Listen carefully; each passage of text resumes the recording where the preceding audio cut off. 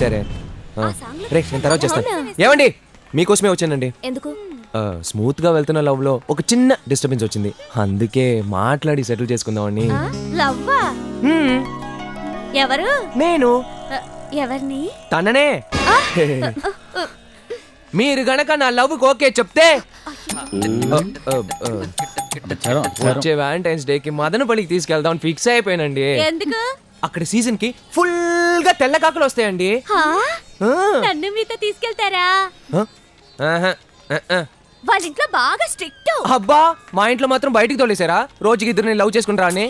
ఏమండి ఊళ్ళో ఎంతమంది అమ్మాయిలు ఉన్నారుగా, నన్ను ఎందుకు టార్చర్ పెడుతున్నారు? హలో, మిమ్మల్ని ఎవరు ప్రేమిస్తున్నారో వాళ్ళని మీరు ప్రేమిస్తే బాగుంటుందిగా.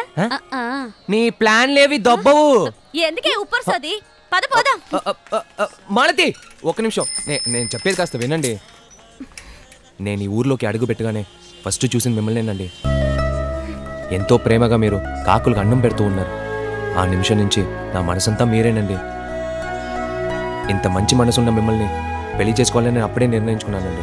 ఈ కాకమ్మ కథలన్నీ నా దగ్గర వద్దు, ఇంకెప్పుడు నాకు కనిపించకండి. కాకంట కాకి.